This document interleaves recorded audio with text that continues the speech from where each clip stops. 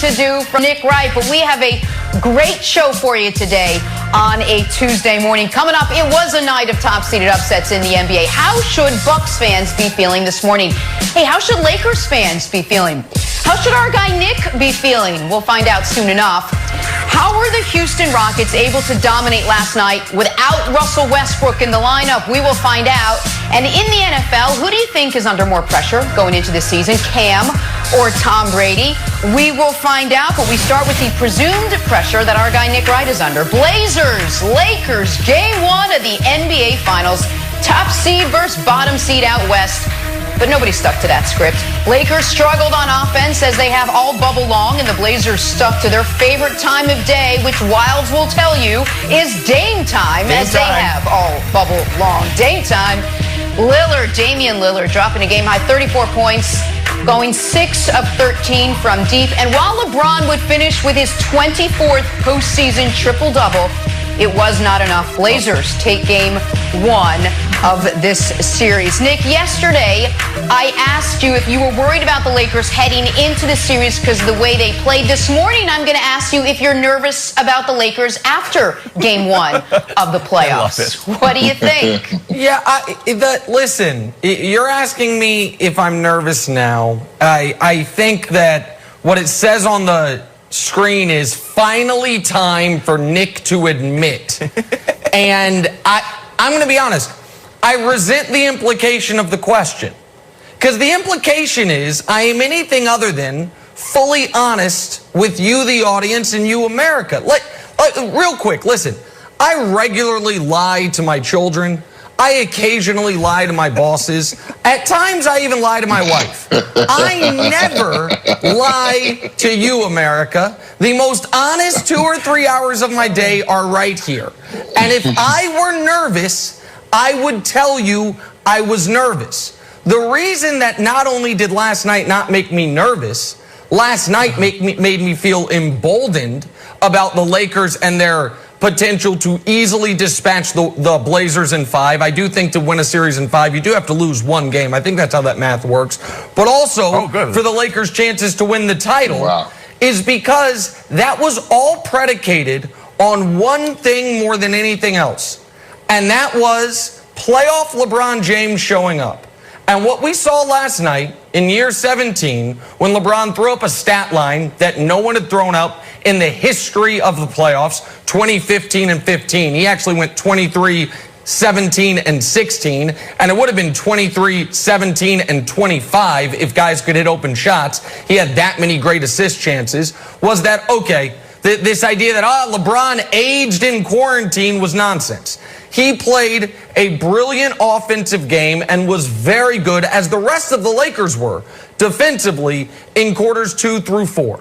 The Lakers, Antoine, lost last night for 2 reasons. One, they got punched in the mouth in the first quarter, which should not have really surprised anyone, given the fact that they were coasting through the seeding games and the Blazers were playing for their playoff lives. You would expect the Blazers to come out sharper, and they did. That was the Lakers' one bad defensive quarter of the game. And the primary reason they lost is they didn't have a bad three-point shooting night. They had a historically awful three-point shooting night. It was the second worst high-volume three-point shooting game for any team in the history of the NBA playoffs. Is that going to happen again? I say no. Did the Lakers show you they can defend the Blazers in this series? I say yes. And was that playoff LeBron James's music playing all throughout the game? Clearly. So they got to clean a few things up. I think there might be a starting lineup change coming, but it's one that I've been calling for since before they changed the starting lineups to begin with. But am I nervous? Of course I'm not nervous, Antoine. I think you saw the formula the Lakers need to implement. It would just be nice to have a few shots going. Well, Nick, I think you should be nervous. I think that's the wrong approach to take, because this is not the Golden State Warriors of 2-3 years ago where teams were actually scared of them. Portland is not scared of the Lakers, and that's what I got out of last night's game. They're ready for the challenge. They're up for it. They're in great playoff mode. They have an 8-man rotation that plays very well together, late in games. And I'm saying it right now, when he does this to his watch, right now, he is the best point guard in the game.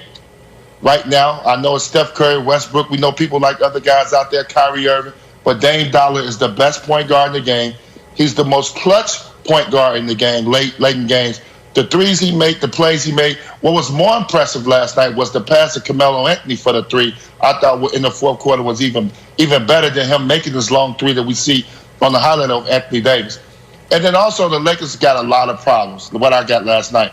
And we haven't talked about this, but we may have to talk about the coaches. Frank Vogel versus Terry Stout. The Lakers right now have to figure out who's going to be in their rotation. You can't get Kentavious Pope goes, I think, 0 for 9. Alex Caruso was like, I think he was 1 for 6 or something like that. So you don't get any production from those two guys. One guy plays 29 minutes. Another guy's played 24 minutes. The Lakers have problems. And I don't know if Frank Vogel has the ability, or is he scared enough to play J.R. Smith and Dion Waiters.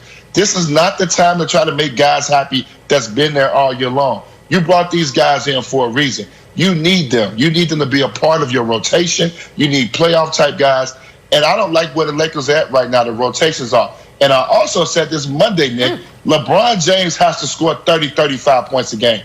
The numbers are great. They were cute numbers. They were unbelievable. Triple-double numbers. This is not the series for triple-doubles.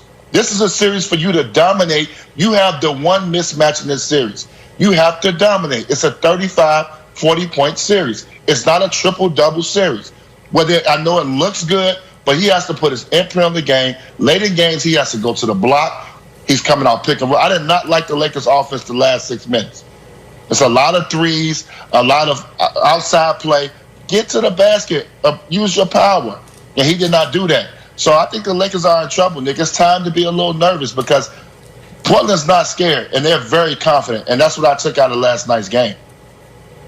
No, it's time to be very nervous. It's time to be very nervous. And I'm trying to modulate my happiness, Jenna, because I actually made a mistake. And, Nick, I've been saying for the whole week that there was 5 big reasons LeBron was going to be upset, and I made a mistake. Once I saw the game last night, I've upgraded to 9 reasons that LeBron is going to be upset. And it starts with the same old, no home court advantage. Yeah, it's a lot. No home court advantage. You can't say, don't worry, we're going back to Staples. Not happening. Wolf and 8 Seeds clothing, remember, they're not a real 8 seed. LeBron said it, and so did your buddy Kevin Wiles. Unguardable superstar Dame still can't be stopped. Dame's taking shots. You're like, when the ball's releasing out of Dame's hands, I'm like, oh, it's going in. You just feel it. You feel like that's going in.